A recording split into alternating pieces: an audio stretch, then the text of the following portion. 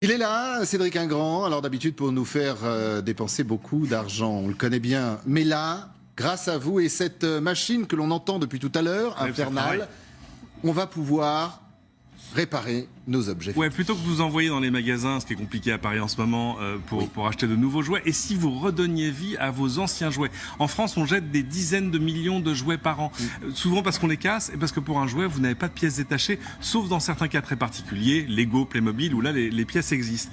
D'où l'initiative de Dagoma. Dagoma, c'est le fabricant de cette imprimante 3D, c'est le leader français du marché, ils sont à Roubaix, qui a lancé cette semaine un site qui s'appelle Toy Rescue.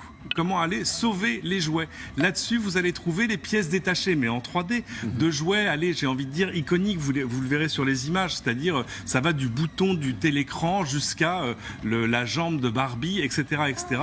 Donc voilà, moi, avec cette imprimante 3D, je suis en train de refaire des choses que j'avais perdues. Regardez ce que j'ai dans la main, par exemple, vous savez ce que c'est, ça ?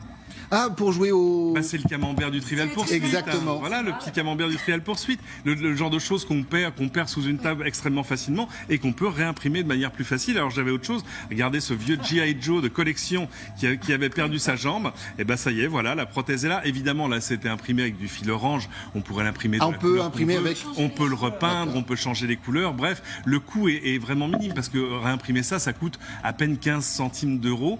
Tout est gratuit. Le service est gratuit. Évidemment, pour Dagoma, l'intérêt, c'est que ça pourrait faire vendre des imprimantes 3D. Ils avaient fait un peu la même chose sur le même principe, souvenez-vous, sur les pièces détachées d'électroménager. Oui, c'est très pratique. Ça. Voilà, le clapet du lave-vaisselle, le truc, etc., etc. Là, vous avez par exemple le clapet arrière du compartiment à pile de votre vieille Game Boy que vous allez pouvoir réimprimer parce que ça aussi, c'est le genre de choses qu'on perd. Allez voir sur Toy Rescue, c'est remarquable le genre de choses qu'on peut trouver dessus. Alors évidemment, vous allez me dire, mais si j'ai pas d'imprimante 3D, je vais pas en acheter pour imprimer une pièce. Et non, monsieur. Ils ont un réseau de possesseurs d'imprimantes qui peuvent, contre rétribution ou même souvent gratuitement, vous imprimer la petite pièce qui vous manque.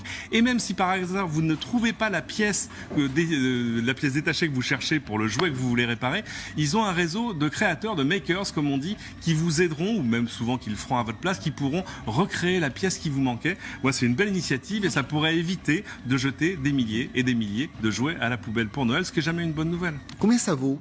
Combien ça vaut? Qu'est-ce qu'il vaut? Quoi? Là, par exemple, votre petit camembert, là. Ça, mon petit camembert, ça doit valoir, je sais pas, 10 centimes à imprimer, c'est absolument rien. J'ai aussi refait les hôtels de mon Monopoly. Ah oui, du Monopoly. Bah oui, toutes ces choses qui passent ou avec lesquelles le chat va jouer, vous voyez ce que je veux dire? Évidemment, oui, qui part dans l'aspirateur en général. Allez voir toy-rescue.com, belle initiative. Merci beaucoup. Non, je voulais savoir, quand on fait appel aux makers, c'est gratuit aussi?